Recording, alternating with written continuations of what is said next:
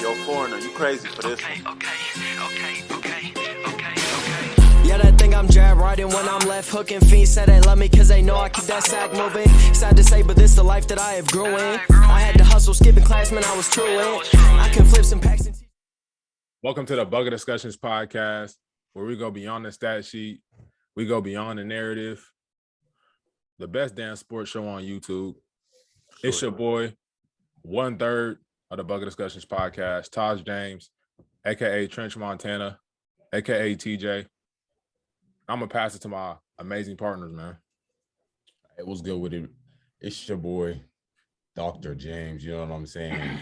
Trigger Trey. I go by various other names, but sometimes I go by Trey. I'm going to pass it to the bro, man. Yo, what's good with it? What's good with it, everybody? It's your boy, J. Coop, a.k.a. your boy, J. Coop. So, hey, man, let's get into it, man, for another episode of Bucket Discussions, man.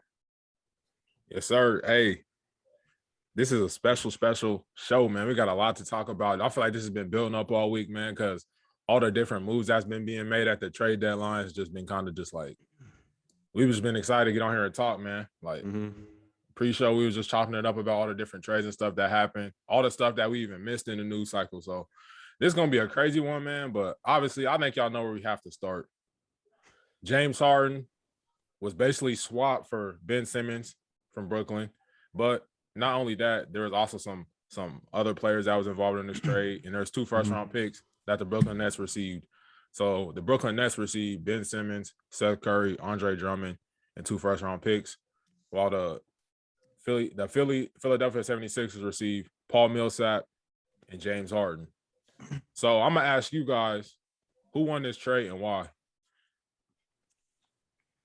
Oh, you can definitely look at this from all perspectives. Like, you know, James Harden gets to get out his little situation or his funk, or I can't even describe what he was going through.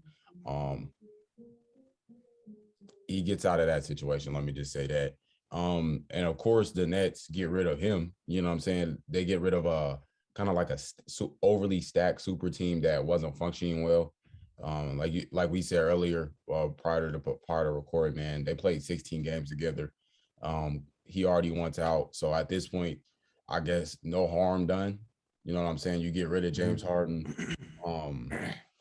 You get to bring in a couple more pieces. You know what I'm saying? They get Ben Simmons, Seth Curry, Andre Drummond. And I feel like Ben Simmons and Seth Curry and Andre Drummond, that's going to be big for them, because you look at what they had before prior to getting James Harden. I don't know if this is better. You get a Ben Simmons who kind of confidence is kind of shot. Maybe this is his rebirth. You know what I'm saying? Maybe this is his time for him to start over. You know what I'm saying? You get Seth Curry, who's been playing well throughout the season, and Andre Drummond. I haven't really been keeping up much with him. Last time I kept up with him was when he was in LA.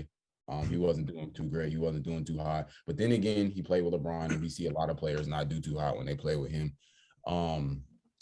So to be honest, I feel like the Nets, they win, but they lose at the same time, because you could have saved yourself a whole lot of trouble if you would have just stuck with what you originally had, KD and Kyrie. You know what I'm saying? The 2K killers, you know what I'm saying? If you would have stuck with them, you would have been perfectly fine. But as far as the Sixers go, I think they win as well. You know what I'm saying? You get James Harden, Paul Millsap, paired with Joel Embiid. I think that's a good look so far. If James Harden's able to cooperate, you know, if he's able to be, what is the word for James Harden? Discipline, focus.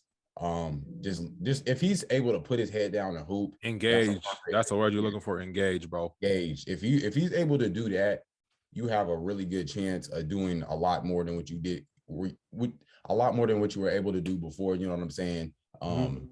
I think you have perfect pieces for it if James Harden is able to do his thing. Like, if James Harden gets over there and turns into KD and the Nets, Brooklyn and the Nets 2.0, then you're kind of stuck. You kind of lost out completely. But if he's able to go over there, you know, get back in shape. I don't know what he's been doing, but he gets back in shape, focuses. I simply term it as hoop. If you're able to go hoop and put your head down, because I know a lot of James Harden is surrounded with a lot of drama. And to be honest, it's kind of getting old. Like, just hoop, dude. You know, we didn't come for a movie. You know what I'm saying? We didn't come for theatrics. Just put your head down and play some good basketball. You know what I'm saying? So me personally, if I had to pick one winner in this trade, I'm gonna give it to the Nets because they get rid of them. You know what I'm saying? Yeah, bro. I feel you. Hey, just like you said in the beginning of that, bro. There's definitely two sides to this trade. Definitely, because if you look at it at the Philadelphia 76ers side, they got back an all NBA player, you know what I'm saying, who's obviously one of the most skilled scorers we've ever seen in league history. But the problem is, I feel like the 76ers, I feel like they gave up a little bit too much of their depth. You know what I'm saying, when it comes to like their bench play and stuff like that. They gave up their best shooter on the team in Seth Curry, who's been, tearing the league up. You know what I'm saying? Yeah. Ever since the season started. And then they also gave up one of the best big backup centers in the league. You know what I'm saying? Behind, in my opinion, Montrezl Harrell. Andre Drummond has definitely been very productive this season behind Joel Embiid. And I feel like if you put him in a position where Andre Drummond isn't the main vocal point when it comes to the centers on your team, I feel like he'll play good basketball when he's not the main focus, you know what I'm saying, when it comes to your big man. But not only that, the 76ers, bro, they gave up a couple draft picks as well. So I feel like you throw all that together, including Ben Simmons, it's really kind of hard to say that the Nets really did not win this trade. I love James Harden, been a big fan of him since before I can even remember, but the way he's been playing as of recently, and just with his age, as he's getting older, it's just kind of hard for me personally to sit here and say that Philadelphia 76ers won the trade. Now, with that being said, I 100% think they're going to be a better team.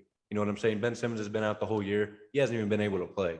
So now that they got an all-NBA player that can actually touch the court and come help Joel Embiid do his thing, they're definitely going to succeed. But it's really hard for me to sit here and say the Nets didn't win this trade just because of all what they got back. You know what I'm saying? Seth Curry's been one of the top tier three-point shooters in the league, like I just said. And then you throw that on top of KD, Kyrie Irving, Joe Harris, Blake Griffin. You have all, like, I know we just got done talking about star power and shit and how it might not matter that much, but the Nets, they got a squad. They definitely got a squad. Not to mention they still got Nicholas Claxton and all those pieces they have on their bench. So, bro, I got to give it to the Nets, man. They definitely did their thing with this. And I know, like you said, Trey, they definitely probably should have just stuck with Kyrie and KD, and I 100% agree with that, bro. But I feel like since the circumstances that they were put in, you know what I'm saying, getting James Harden and him, I mean, no one a year ago was going to know that they were only going to play 16 games together, you know what I'm saying? So I feel like with the circumstances that they were given, I really feel like the Brooklyn Nets made probably the best out of what they had to deal with, you know what I'm saying? Big congratulations to the Nets, though, bro. They definitely got some good pieces. Yeah, bro, I feel like this trade is the closest thing because, like, you know, when there's a trade, everybody has to pick a winner. But like, this is the closest thing to a win-win trade, in my opinion, bro. Thanks. Because from a outside looking in, you see Ben Simmons, who doesn't want to be there. He doesn't want to play with Philly anymore. Yeah. Get traded for a player that's recently become disgruntled and doesn't want to play in Brooklyn no more. I've been said this, bro. It just makes too much sense to swap him because guess what? After this season, James Harden can just leave and you get nothing for him. So it's like, why are you sitting on James Harden if you don't want to be there? Now, he is forcing his way out, which is kind of messed up. But, yeah, I mean, it's just the way that the NBA works now. So you swap those two players, it's a win-win automatically. But to get more in depth with the trade, bro, obviously the winner, in my opinion, is Brooklyn. You get back 3 potential starters, or even if you want to bring Seth Curry off the bench, you still get one of the best shooters in the league. He can light it up on any given night, bro. He's averaging 15 points a game. So I feel like that's a win-win. And then just those 3 players, bro, take so much pressure off of KD, even Kyrie when he's there. And another interesting note, bro, they're talking about New York or wherever Brooklyn's playing. They may be lifting the mandate, bro, for vaccines. So that might be Kyrie's opportunity to slide back in there, bro, and play for the rest of the season, man. So big, I feel like we got to keep an eye on that. But just those 3 players, bro, take so much pressure off of KD, Kyrie. And then when you think about it, bro, Ben Simmons, I know everybody's like to beating him up right now, bro. He's not a good player in people's opinion, bro. But to me, he's a beast. We know he can't shoot, but when you go to Brooklyn, bro, you don't have to shoot. You have a 7-foot sniper, and then you have one of the best scorers ever, one of the best ball handlers ever. Kyrie, you don't have to shoot, bro. You got Seth Curry coming with you too. There's no need to shoot, bro. Yeah, and bro. guess what? For sure. nobody's keeping Ben Simmons from getting to the rim because we seen what he did with Philly. Nobody's keeping Ben Simmons from getting to the rim. And then guess what? What did Brooklyn lack? What was everybody talking about? Brooklyn doesn't have any rebounders. They don't have any defense. They have no depth. Guess what, bro? You got in this trade, you got shooting. You got say what you want about Andre Drummond, bro, but he's 7 foot. You got rebounding, and then you got defense, and then you got, like KD said in the All-Star draft, like he likes versatile players. Ben Simmons is the definition of a versatile player, bro. He can do everything on the floor except for shoot. So you got that player, bro. Yeah. Obviously, it's a win, but then I don't want to forget about Philly, bro, because guess what? You just got rid of a player that didn't want to play. He was probably gonna end up leaving anyway. So now you got an all NBA player, or all pro player, whatever you want to call him, James Harden, that can put up 50 with ease, bro. To pair with a Joel Embiid that you don't know how long he's gonna stay healthy. You don't know how many years he has left, bro. So to maximize his window, his championship window, you got a player like James Harden to play with him. So I mean, if those two get clicking at the same time, bro, it's gonna be very tough to beat them. But like you said, bro, they did kind of give up some depth, but their team still is pretty nice looking, bro. Like they still have. They were trying to get Matisse Thybulle out the trade, bro, but they kept him. So I feel like that's a win for them, just keeping him, because that's a bro. Yeah, that's one thing I will say, bro. They definitely took a major W, not having to give up 2 of their young wings. You know what I'm saying? They kept most of their players. So. Yeah, facts. Yeah, Matisse Thybulle and Tyrese Maxey that was a plus for them to keep those 2. You know what I'm saying? That's crazy that they didn't even have to trade one of them. But like you said, bro, there's like a negative side to every situation, bro. Pros and cons. So you got to look at is Ben Simmons going to be in the right headspace to hoop to his max potential? And then is James Harden, is he going to be able to get in shape and stay healthy this season? I feel you got to be realistic and look at that. Just from the outside looking in, obviously, I got hyped when I first heard the trade, but you got to be realistic and be like, we know he didn't want to be there, but is his mindset going to be able to get right? Is he still going to be nervous? He's still going to be scared to even lay the ball up, dunk, anything. So we gotta watch that situation. And then James Harden, we know how he is. 1 minute he's in shape, next minute he's out of shape, man. And in Brooklyn, for much of the season, I said this on a older podcast, but bro just hasn't been in shape to me. And then Coop makes a good point with him being older, 32. Now I know we look at a lot of players like LeBron James, Tom Brady, like, oh, they get older, they just get better, but that doesn't work for everybody, bro. And from what we hear off the court, we don't know this for a fact, but James Harden doesn't really take that great a care of his body. So it's like your body's going to deteriorate faster as you get older. So we got to see what happens with that. But if these teams can just stay healthy, get right, KD's coming back soon. If John B can stay healthy, because we know he has a tendency to get hurt at the worst moments. James Harden as well. So if he can stay healthy, those 2 are going to be a problem in the East. I'm super excited, bro. I feel like this is a win-win for both teams. Yeah, for sure. And I feel like this is the Eastern Conference Finals, bro. I hope we get that if we're lucky enough to, bro. I'm tapping. That'd be lit. Yeah, bro, for sure. Facts, bro. Yeah, one more thing, bro. One more thing I got to say about that is another big thing for Brooklyn Nets, bro, is now that they have Ben Simmons, they don't have to have him play the point guard position. And that's big for them. You know why? It's because when he was on the Philadelphia 76ers, Joel Embiid is always in the paint, bro. And that's where Ben Simmons excels at. He's obviously not a 3-point shooter or anything like that. So now that Joel Embiid's not taking up the whole fucking paint, Ben Simmons can actually finally just play make down there. You know what I'm saying? He can just be the big that facilitates, kind of like, I'm not going to say Jokic, but like a Walmart brand. Yes, bro. I'm not even a Nets fan, bro. And this is like, just on paper, bro, this lineup's about to be super, bro. They can run so many different kinds of lineups. They can play small. They can play big, bro.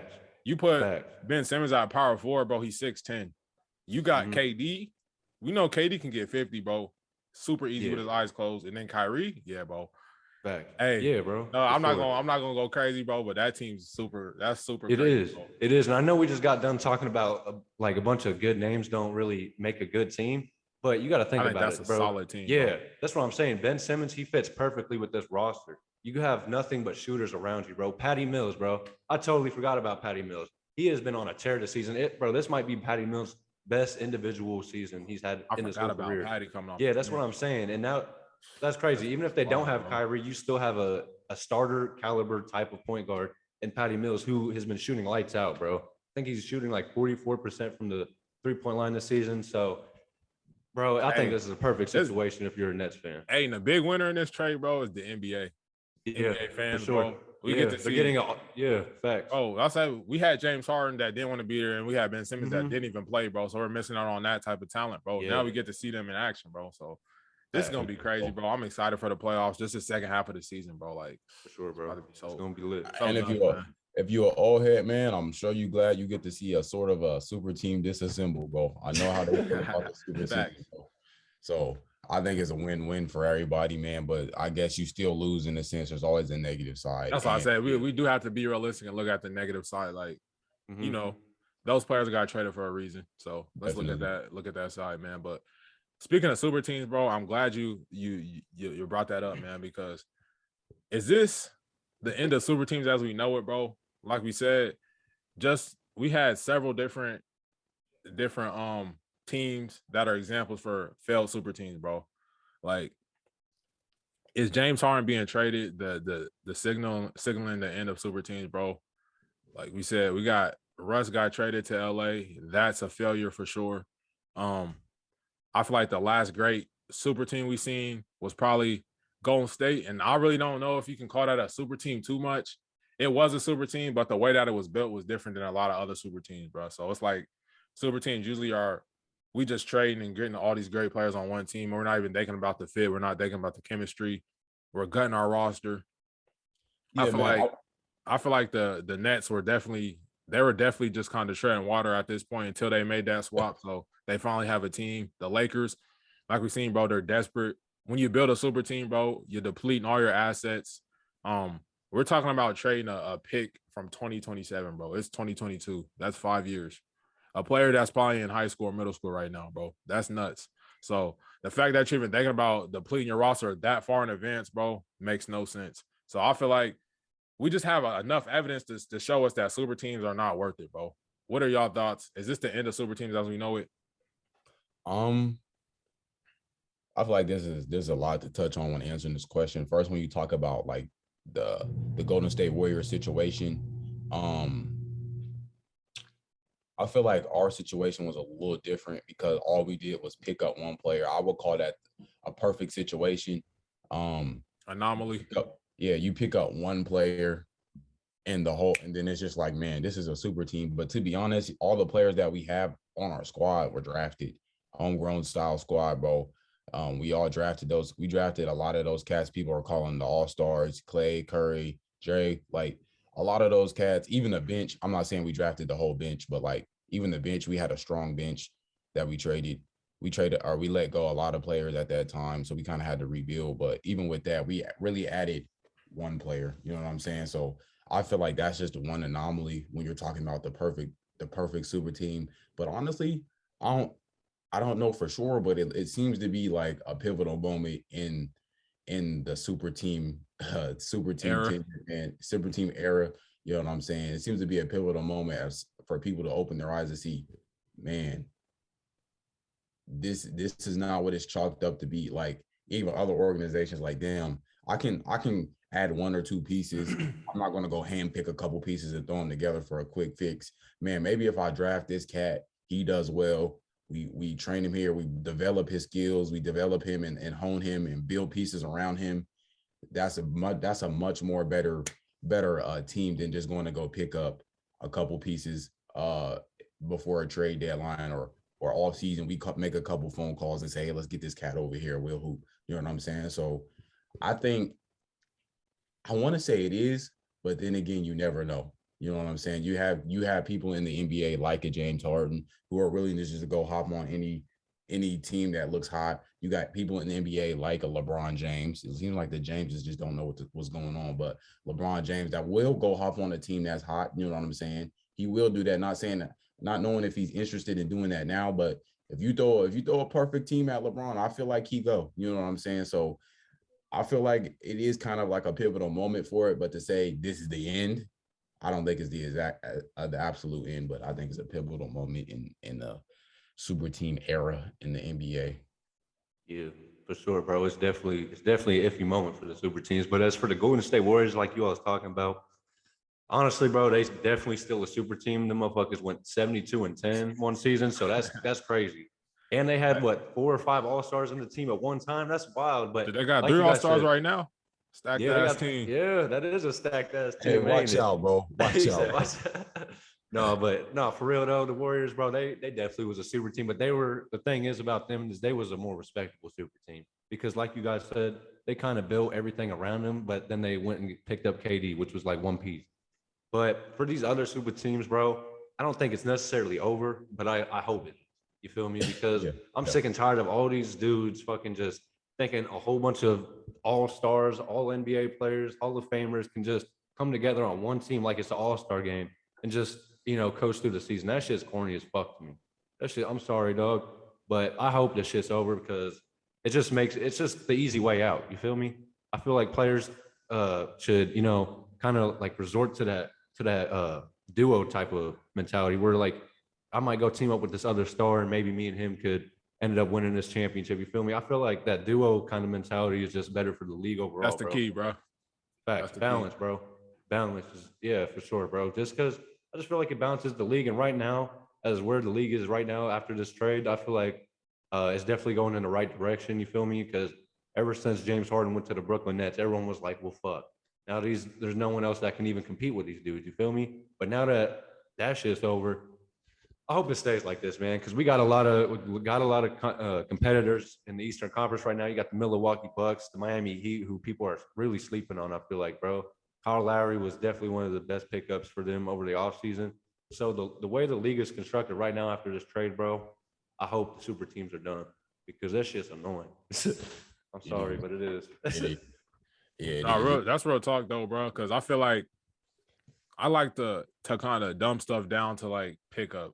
When you play pickup basketball, bro, let's say there's 4 good players in the gym, and everybody else is just kind of they cool hoopers. They're not nothing crazy, but why would you put all 4 of the best players on one team? Exactly, That makes no sense. Would you not say, let me put us 2 come over here, us 2 go over here, bro, and then we split everybody else up? You don't put all the best players on one team. There's no competition.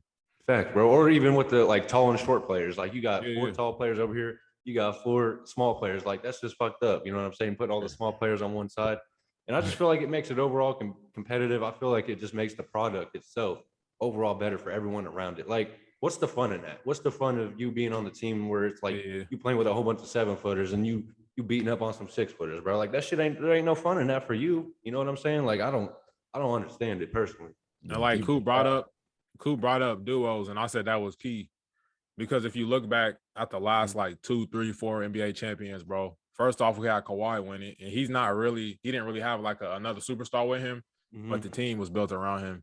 Yeah. You think about the Lakers. People say that championships are fraud, but just think about that's not the point. We're talking about AD and LeBron. That's a duo. You think about Giannis and Chris Middleton. They might not say he's not on Giannis' level, but he's still an all-star. So think about that.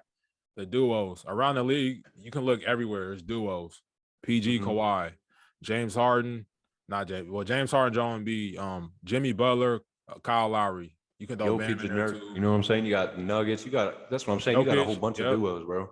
Whole bunch of good-ass teams. Jamal Murray, even though I hope he comes back soon, but I don't know what's going on with him. But there's duos all around the league, bro. And I feel like the super team concept is not worth it anymore, bro, because guess what? I mean, I know people say like super teams are unfair and stuff like that, but if you really go back and look at it, bro, what super team has won more than like 3 championships? All these crazy super teams that have been put together, I know they said LeBron started it, but even before LeBron, the big 3 Celtics, they won 1 chip. LeBron's Miami Heat, they won 2 chips. That's not like dominating the league or taking over the league or nothing like that. The Warriors are an anomaly and they only won 3. Or they won 2, right? With KD? Yeah. They won 2. KD's 2 times. And that was one of the most unbeatable teams that I've ever seen in my lifetime. They only won 2. There's other circumstances that come into play. It's not just competition, but there's other circumstances like injuries, egos. And I feel like that's a big part of why super teams don't succeed. Because, bro, me personally, I'm not gonna lie to you. I can't be a Chris Bosh or a Kevin Love. I'm sorry, bro. My ego's too big. I'm not gonna come here and sacrifice for everybody, bro. Like, you don't gotta make no sacrifices, but I gotta sacrifice my numbers. I gotta sacrifice my game. I gotta change the way I play, bro. I'm giving up my touches. Like, no, I'm not doing that, bro. Hey, so bro. I feel like when you have a duo, bro, it's easier. Oh yeah, we still get to do what we do, bro. We get to rock out. We got role players around us. Would you go ahead and say what you about to say? Yeah, bro. Like when you take a sport like basketball, Mhm.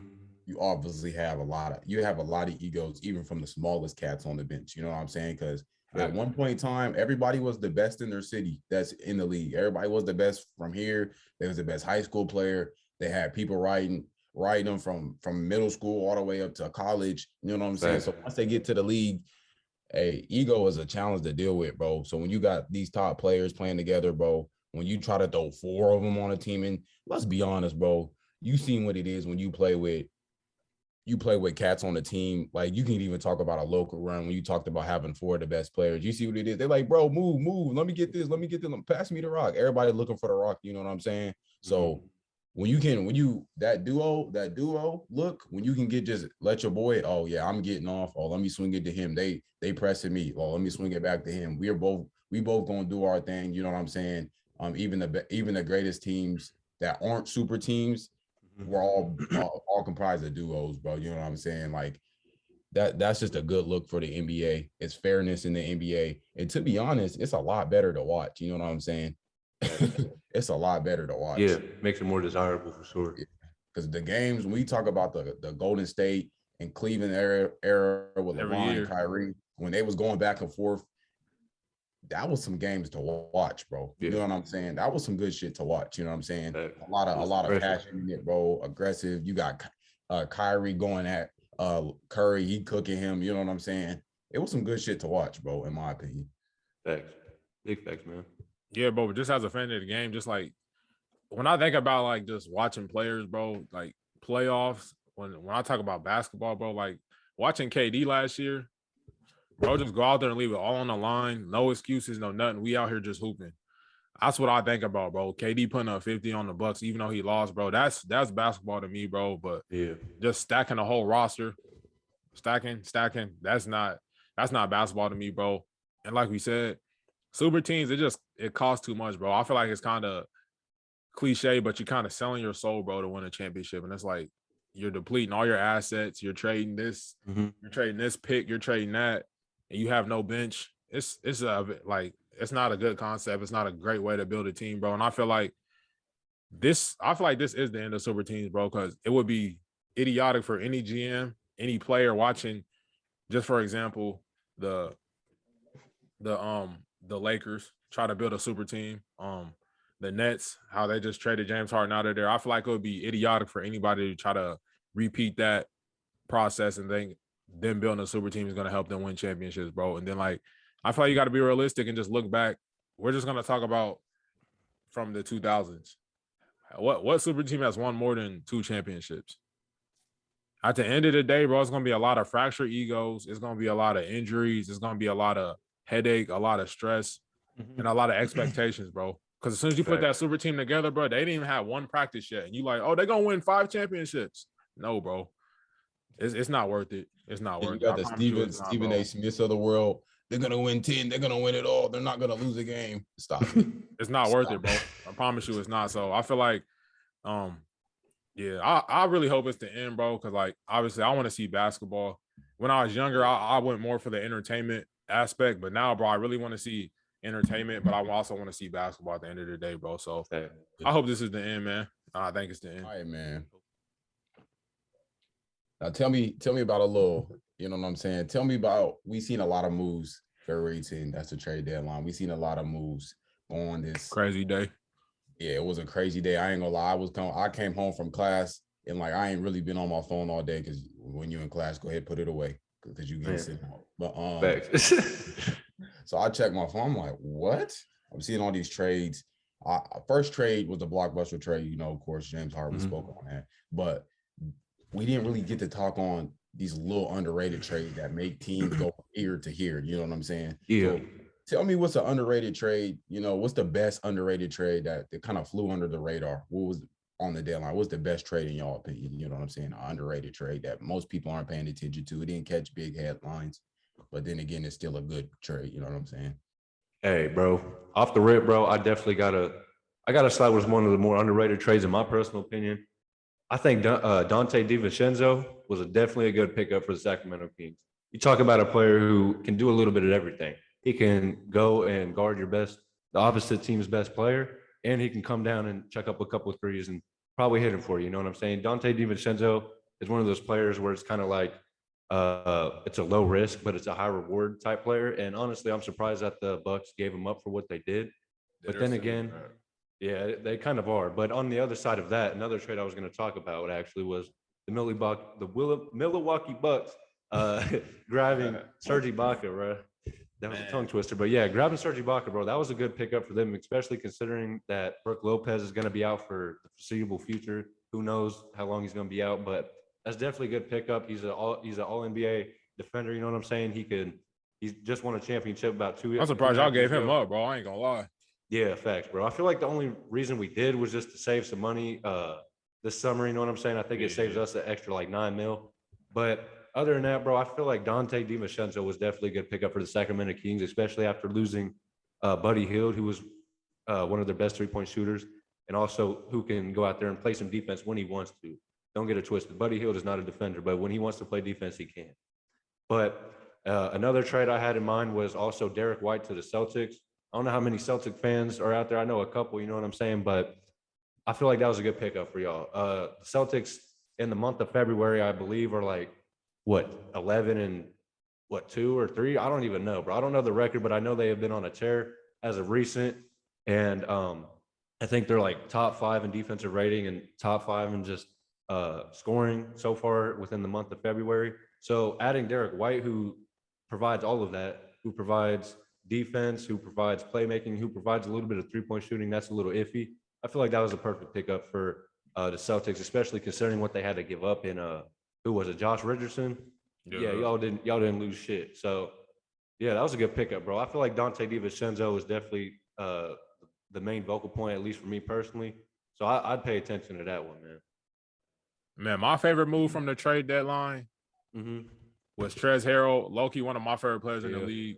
Montrezl Harrell to the Charlotte Hornets, bro. I feel like the Charlotte Hornets are already one of the funnest teams in the league to watch, bro.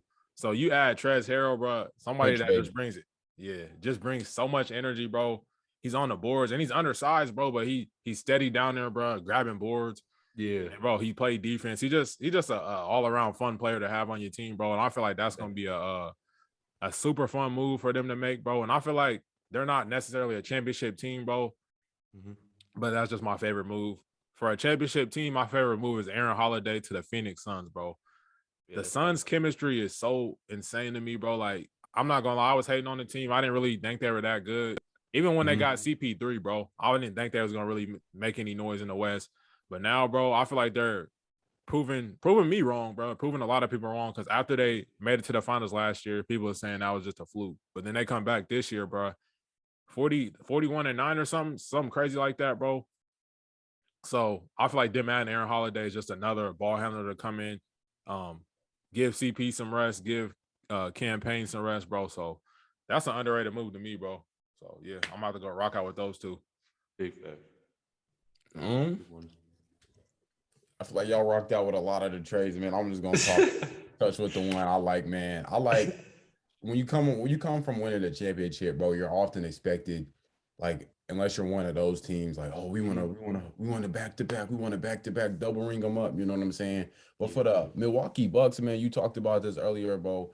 Being able to get a player like that, bro, and the fact that they're still in the mindset of, oh, we can get better. Yeah. That tells me a lot about a squad. When you're like, okay, I can add this piece. Okay, we're doing good right now, but if we add this piece and take this piece out, we'll be here. You know what I'm saying? Yeah. So I think for a squad like that, bro, to come off already winning a championship, most squads are like, oh shit, we are all we need. You know what I'm saying? But when you come off winning a championship and you're looking for, okay, how do we better ourselves? How do we look better? How can we add more pieces? We're lacking here. And for a squad to look at where they're lacking and like, okay, this piece would do a lot for us. I think it didn't make super big headlines, but when you look at the squad that they got over there, even LeBron said it, they can't keep up with them, and a lot of the league can't keep up with those cats got going on over there. Definitely a scary team to watch, bro. So that's about it for me. Like, I feel like y'all touched on a lot of them. You know what I'm saying? But also I want to touch on, I don't know if y'all already touched on this, but Karis LeVert, bro, and I feel like we talked about this last podcast. What the Cavs are doing, they're trying to get a squad together, and I'm respecting them for that because they've been a laughing stock since LeBron has left. You know what I'm saying? It's been kind of funny, but for them to pick up Mr. LeVert, you know what I'm saying?